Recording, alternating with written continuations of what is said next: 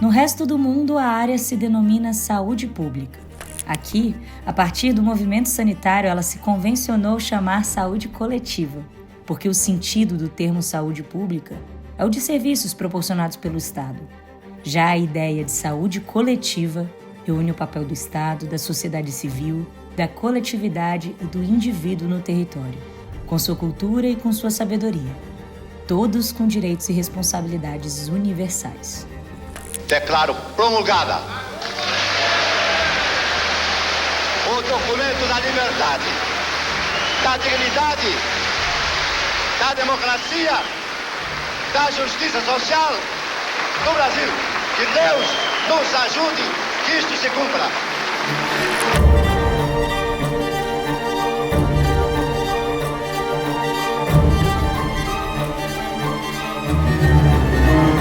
Década de 90. O Brasil respirava os primeiros ares da democracia e a produção acadêmica, o movimento social pela saúde nas ruas e a produção intelectual sobre a saúde nos institutos e universidades estavam engajados na construção do SUS, que nasceu da Constituição Cidadã de 1988.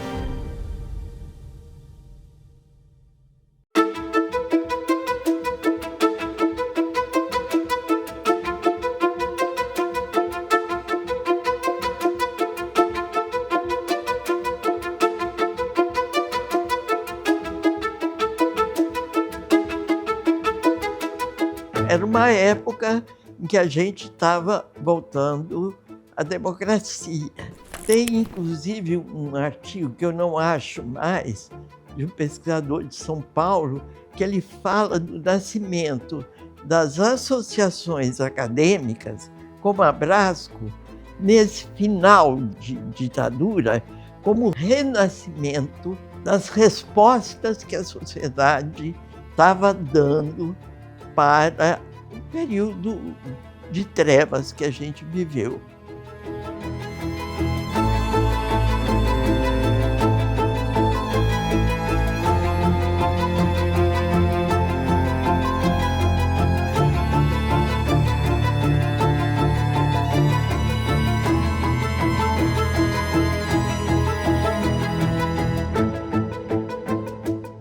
E no caso, aí a Abrasco respondeu a isso totalmente.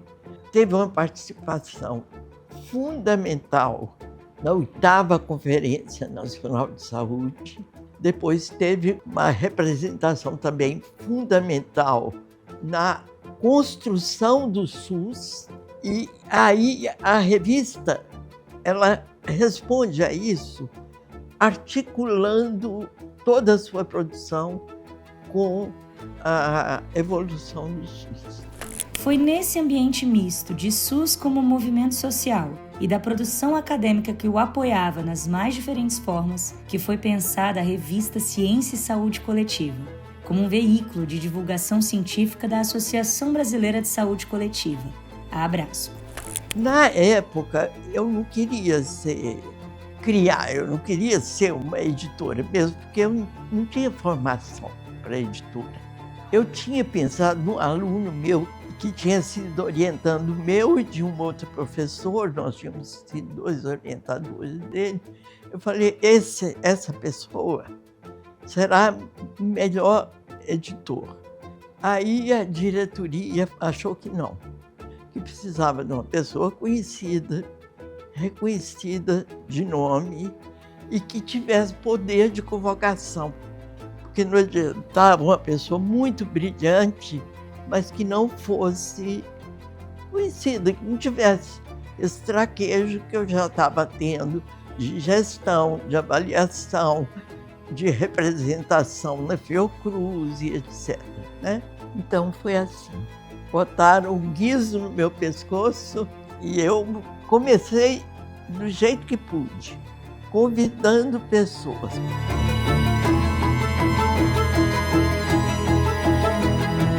A responsabilidade estava comigo, mas Nada foi feito sozinho. Tinha um grupo coeso, inclusive de conselho editorial, que deu muita força desde o início. Era uma iniciativa pioneira e inovativa, né, no sentido de dar visibilidade à produção científica brasileira na área de saúde coletiva, que crescia e precisava realmente de um instrumento que desse conta disso.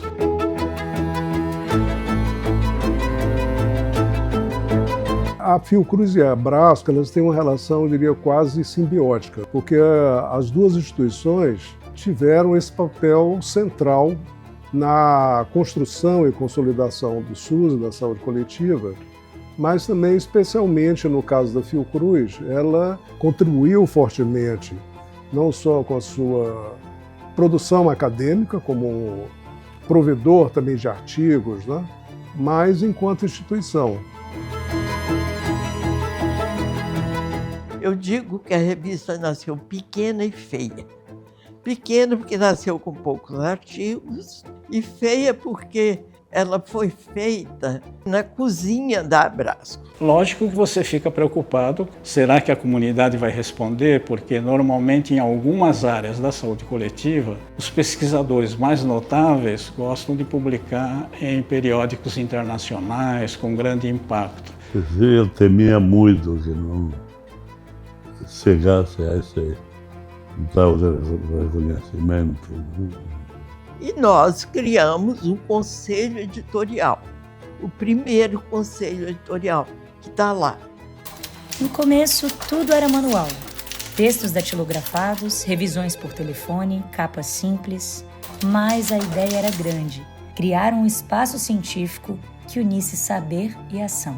Será que, naquele momento, a comunidade iria responder satisfatoriamente a esse processo?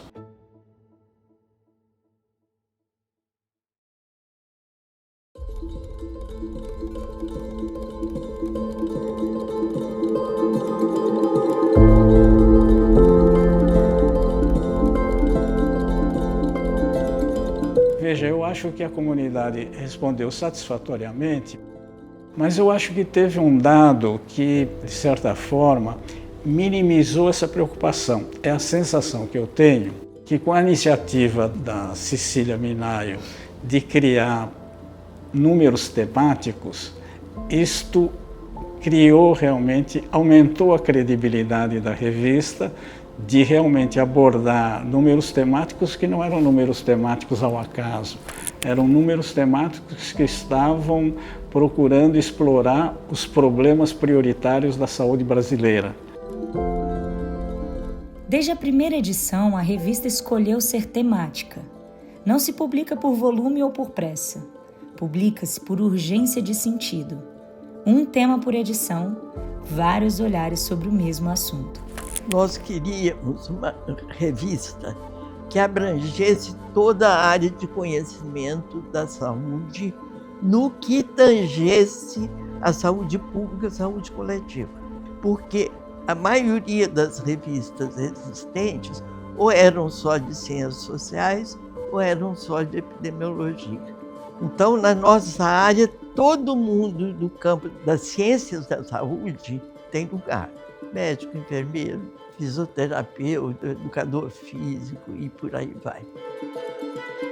Então, a Ciência e Saúde Coletiva, eu considero como uma das revistas fundantes no Brasil no campo da saúde coletiva e que foi, de alguma forma, muito inovadora ao abraçar esses temas. Mas ela é uma revista com um olhar muito generoso e ampliado, vamos dizer assim, para a saúde coletiva. E isso faz ela ser o que ela é hoje, com todo o seu diferencial e com todo o seu valor.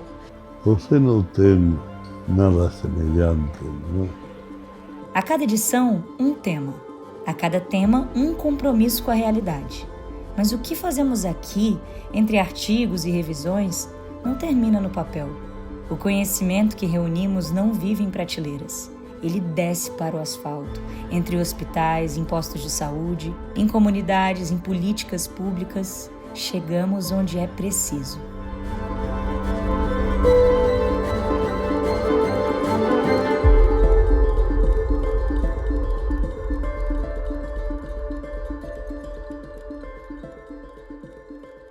A primeira vez que eu conheci a revista de saúde e ciência coletiva era um ano que eu trabalhava numa urgência e emergência de um hospital de referência no estado de Goiás, onde que a gente atuava muito com violências e causas externas na assistência. E aí, na época, a gente começou a fazer um grupo de discussão dentro do hospital, e aí o grupo de discussão desse hospital, ele utilizava a revista como uma referência para os nossos estudos. Essa foi a primeira vez que eu tive um contato com a revista. Eu conheci a revista como aluno, estudante da área de saúde coletiva, acho que durante a residência, e é uma das fontes que sempre foram referência no campo da saúde coletiva. Eu sou da comunidade de saúde coletiva e conheço sua revista desde sua fundação. Então, eu acho que foi um conceito editorial bastante interessante desde o seu início, sob a liderança da Cecília, e que hoje a revista é uma das revistas importantes do campo da saúde coletiva brasileira. Foi uma grande honra para mim e muito interessante para meu crescimento dentro da profissão, trabalhando no início da revista, nos primeiros 8 anos, traduzindo para o inglês os editoriais, que eu acho que expressam assim, a direção, a linha da revista, e para mim foi muito importante. Assim. Todos os elogios cabem à professora Cecília Minaio, que lançou a revista e até hoje é editora. Então, agradeço a ela como tendo sido minha ex-professora e que tenha me chamado para ajudar na revista também. Olha, eu conheço desde o lançamento, A gente foi, se eu não me engano, o primeiro número é 96, E a essa altura eu estava fazendo meu doutorado e conhecia basicamente 2 revistas da área que existiam, Caderno de Saúde Pública e Revista de Saúde Pública. E a ciência de saúde coletiva, ela tem uma história um pouco diferente de outras revistas, porque ela é uma revista da Associação Brasileira de Saúde Coletiva, Uma revista da Abrasco, a primeira revista da Abrasco. Então ela carrega, digamos assim, nessa sua origem também essa vertente, de, digamos assim, ser uma revista que busca representar também a saúde coletiva como um todo. Então, o meu primeiro contato foi utilizar alguns artigos da revista como material didático, sobretudo aqueles artigos que traziam, digamos assim, uma abordagem mais ampla, teórica sobre os grandes temas da saúde coletiva, trazendo como material didático. A vantagem de termos, portanto, revistas em português era muito importante porque facilitava, sobretudo para os alunos da graduação. A minha história com a revista é uma história relativamente longa. Eu comecei o meu doutorado em saúde pública em 1991. Então foi o meu primeiro contato com a revista. Contato como autor, fazendo artigos, encaminhando artigos para ser publicado. Então, percebi que a revista ela tinha um diferencial, na medida que ela procurava trazer um debate mais plural, um debate que abrangesse diferentes perspectivas sobre a saúde coletiva. Então, de início, logo me encantou, na medida que eu conseguia ter a minha produção com uma maior visibilidade dentro do campo da saúde coletiva. Eu conheci a revista Ciência e Saúde Coletiva como leitor, na época que eu comecei a minha carreira de pesquisador. Depois, eu conheci a revista como autor, mandando trabalho para publicar nela. E depois, em 2009, eu fui convidado para ser editor assistente. Depois eu fui editor associado. Em 2019, eu fui convidado pelo professor Romeu para ser editor-chefe.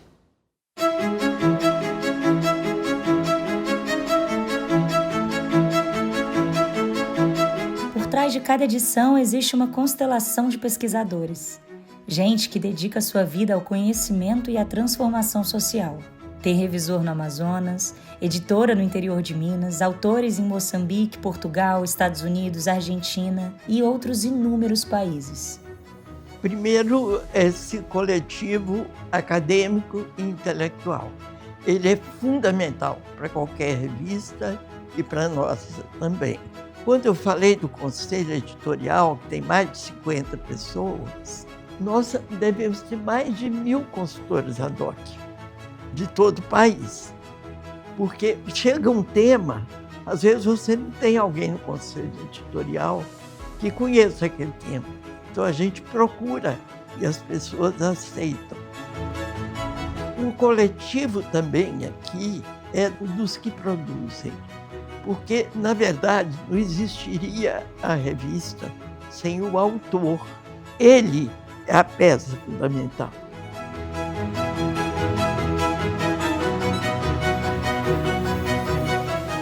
As revistas, em geral, elas têm, na minha opinião, 3 tempos. O primeiro tempo é o tempo de afirmação de um projeto.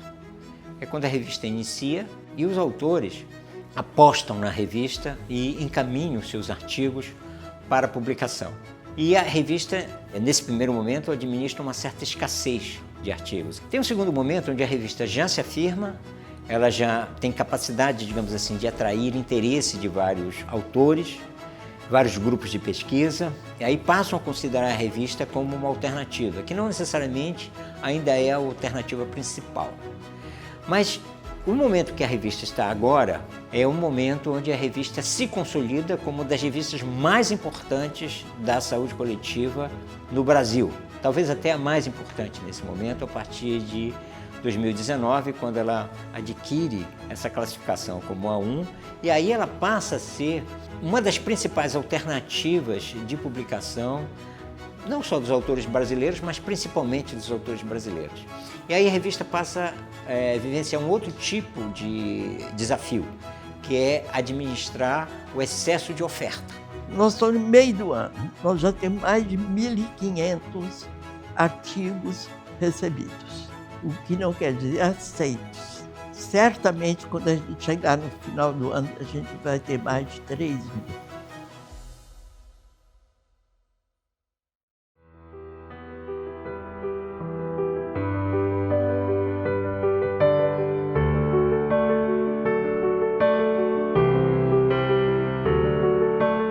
O que mais me emociona atualmente é ver os pares que a gente tem, a quantidade de pessoas que dão pareceres para esses artigos, que são esses revisores que mantêm a qualidade, né, do que está sendo publicado, e as pessoas fazem isso de graça.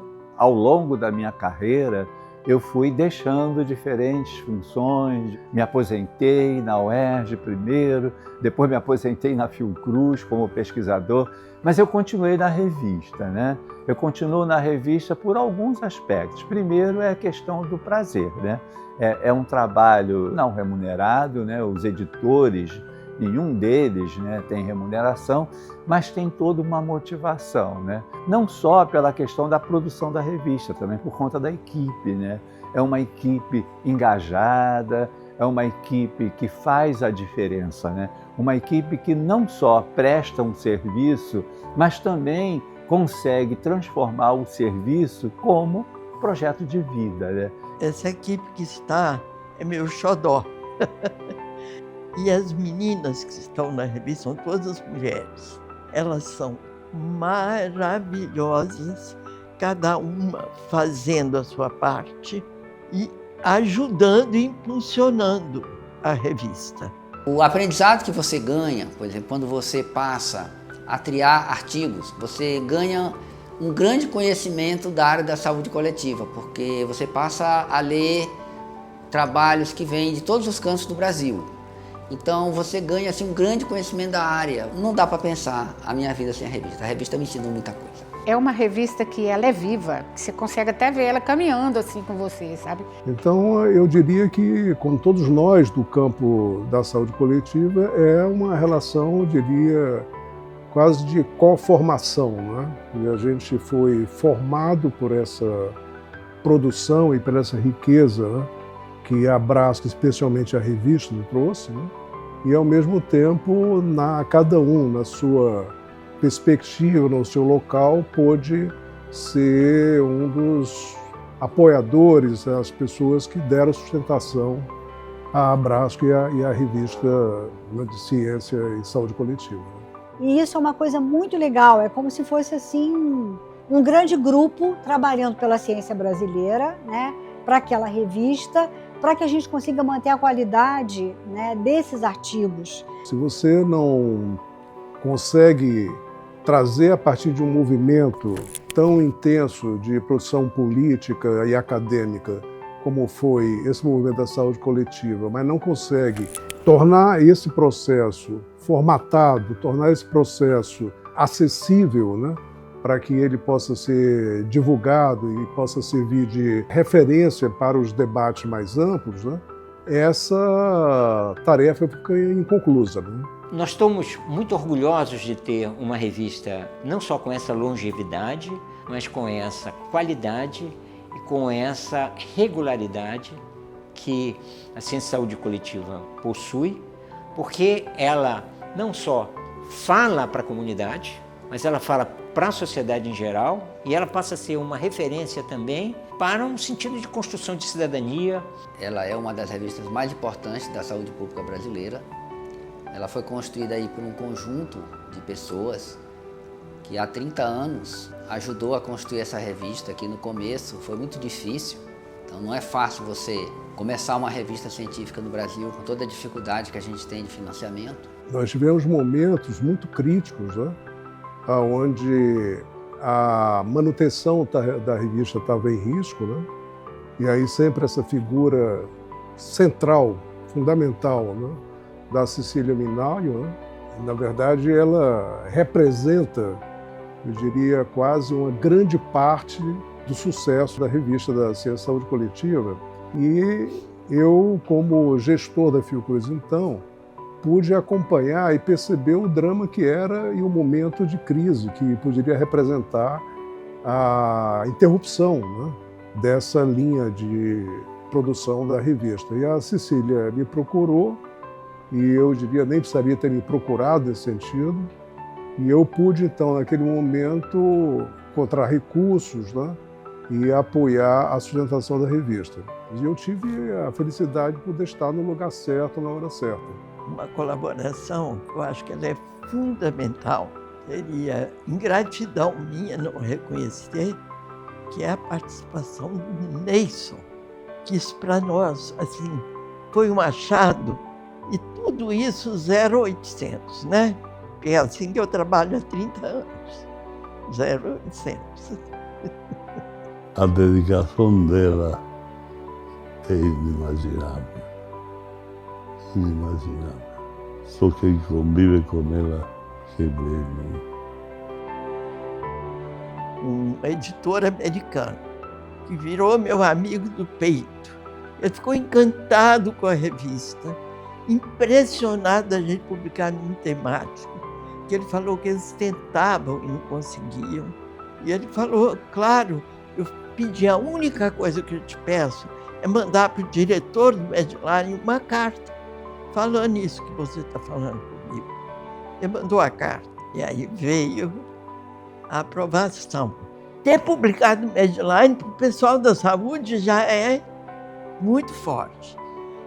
2 anos depois, eu preenchi o formulário da Web of Science, que aí é já o top, né? E recebi positivo.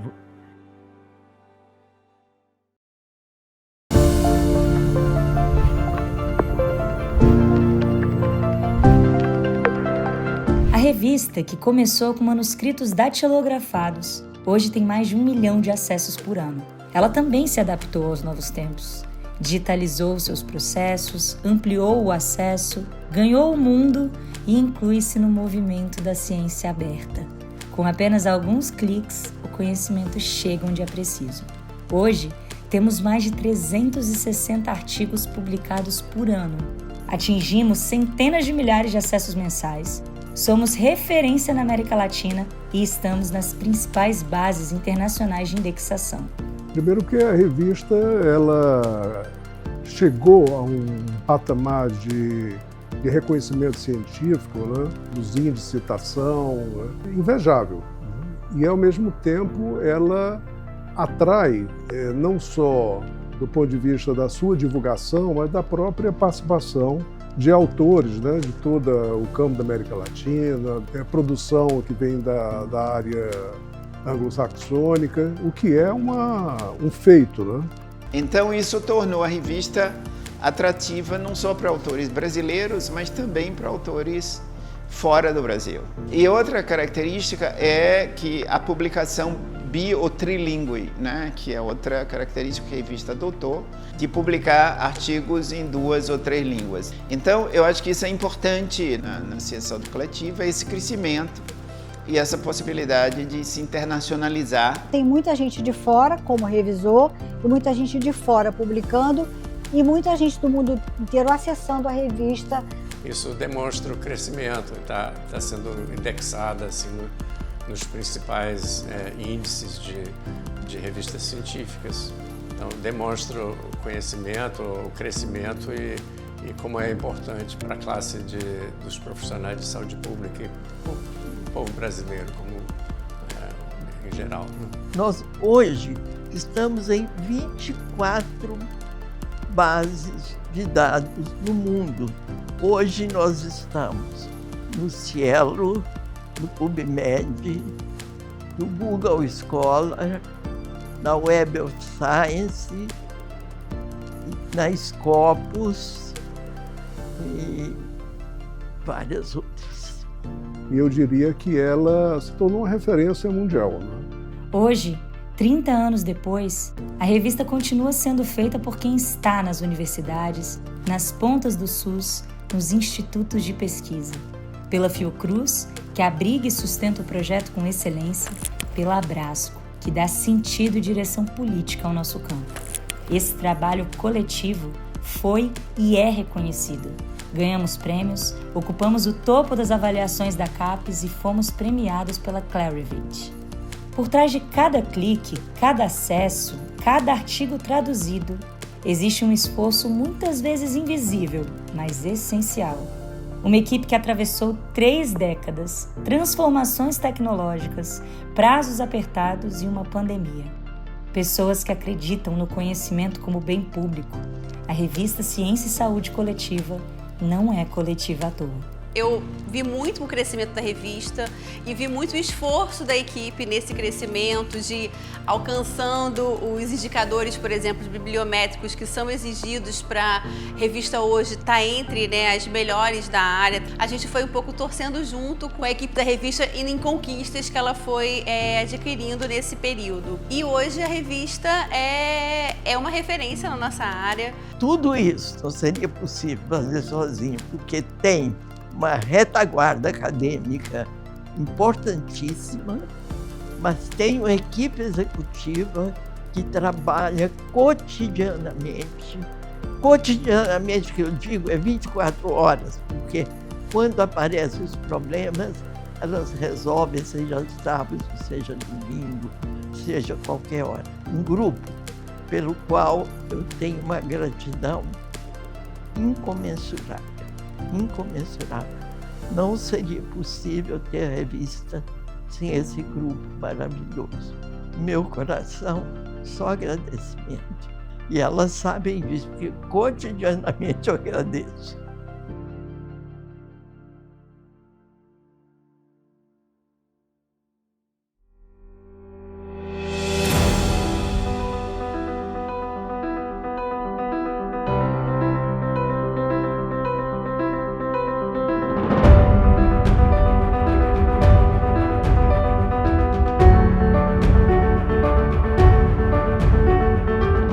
A revista tem rosto, tem coragem, tem missão, é viva, anda com a gente, aponta caminhos, traduz o Brasil em suas complexidades e superações.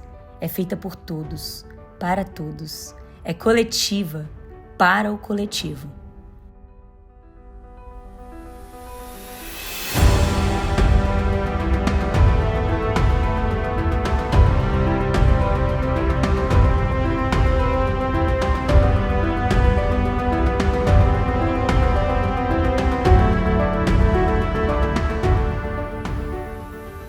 Obrigada, Ciência e Saúde Coletiva. Obrigada, Ciência e Saúde Coletiva. Obrigada, Ciência e Saúde Coletiva. Obrigada, Ciência e Saúde Coletiva. Obrigada, Ciência e Saúde Coletiva. Muito obrigada. Obrigada, né, Ciência e Saúde Coletiva. Muito obrigado, Ciência e Saúde Coletiva. Obrigado, Ciência e Saúde Coletiva. Obrigado, Ciência e Saúde Coletiva.